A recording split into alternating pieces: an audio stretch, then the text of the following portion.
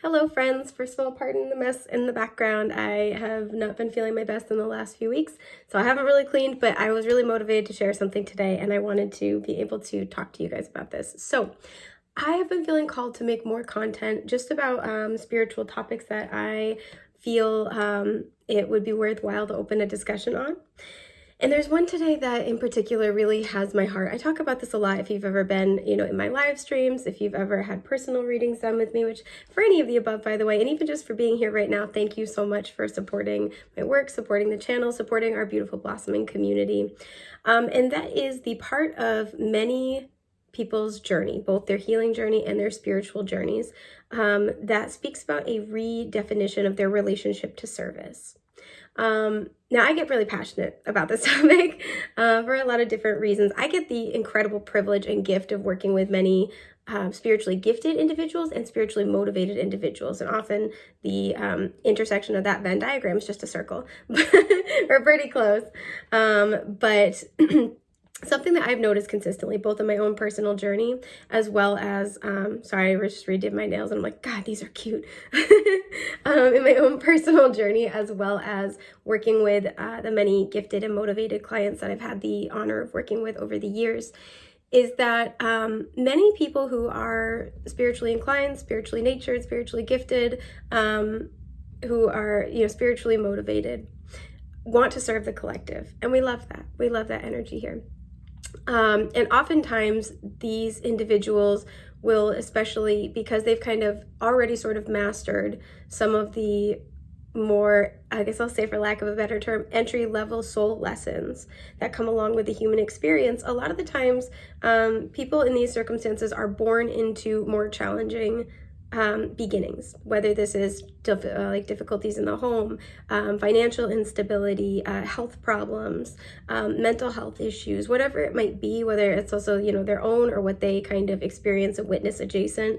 These, struggles, these traumas, these difficult circumstances are often kind of what helps to create motivation, I'll say for lack of a better term, and a certain amount of activation within these, spiritually inclined individuals, as well as often kind of be a learning ground for sort of important lessons, skills, perceptions that they're going to share along their spiritual path that will be a part of their journey. And something that is really interesting to me that I've noticed time and time again, I can't get this hair to participate here, to behave, but something that I have noticed time and time again in this process is that many people who are in that circumstance have a part of their spiritual journey, their healing journey, their awakening journey, where they have to kind of re-examine and again redefine their relationship to service, right? And in a nutshell, this is going to look different for everybody, but in a nutshell, what this really entails, what this really speaks of, is the process of looking at their, maybe core wounds, their upbringing, their programming, and seeing what of their desire to serve others is tangled up in wounding versus what is what is stemming from wounds and versus what is stemming from wisdom. And basically what I mean by that is that if, and I share this mostly so people who are on this journey might be able to kind of maybe relate to this or point to this in their own journey and be like, okay, all right, I see. What I basically mean by this is that many of us, many of the spiritually voracious and inclined have these beginning circumstances that are meant to activate us, that are meant to teach us, that are meant to, help us really master a type of wisdom so we can share it with others in some form or fashion, some capacity along our journey. I have a burp stuck, by the way, so if I burp, I'm sorry. A little burp, excuse me. That didn't take long. And so because there is usually often a lot of challenging circumstances surrounding the genesis of this desire to help others, right? The beginning, the motivation to help others. There's going to be a part of your spiritual journey, your healing journey that really is about untangling of this desire to serve others, what of this comes from, a need for validation, a need for safety, feeling like that's my worth. My worth is summed up, right, by what I can do for others. A need to be heard, a need for approval, a need to be recognized, right? A need to be a caretaker. And I want to share this with people because I see a lot of people that I get the chance to work with who will then ask themselves as they're healing and they're untangling some of these, am I not meant for service? Does that mean that's a bad thing, right? If it comes from a wounded place, or I have all these wound related programs around it, does that mean it's a bad thing?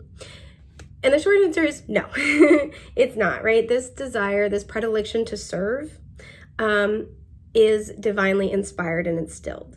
However, it does require us being aware, being self-supportive, and being boundaried. It makes me think a lot in astrology of the 12th house, right? Where the 12th house, whatever signs are there, whatever planets are there, that is a house of spiritual service, right? So whatever you've got going on there, that is the way that you serve the collective. That is the, the gifts that you have.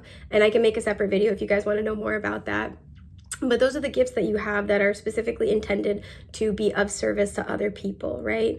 To be a divine expression, right? An expression of divine power, both personally and, kind of in the broader sense of things, right? As a collective.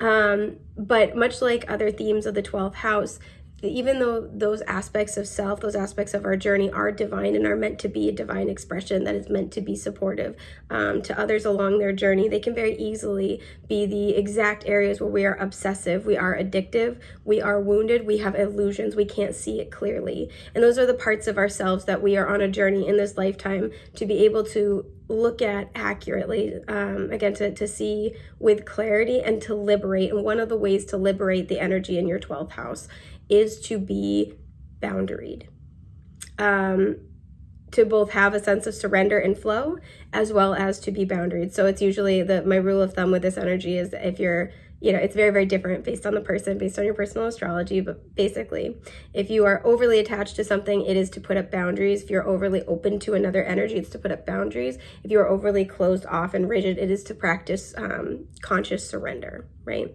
And so the reason why all this applies is that a lot of people who are called to service will have a point on their healing journey where they're asking themselves, if this is coming from a wound, does that mean I'm not meant to do this? Does that mean it's wrong to want to help other people? Does that mean this urge and this instinct to want to nurture others, to want to support others, to want to give, to want to build a better world, is that wrong? Is that just coming from a wounded place? And once again, my answer is a resounding no. We need you, right? We need the collective needs that. We need people who have the vision, who have the stamina, who have the resolution, and who have the indestructible hope to build a better world. We need people who see that, who view that as important. But is, once again, to do so in a boundaried fashion, to do so in such a way that you're not self-abandoning. There is self-awareness. There is the distinct and unmistakable love for self that shows through with your actions, right? And again, what you're able to give and when you're able to give it.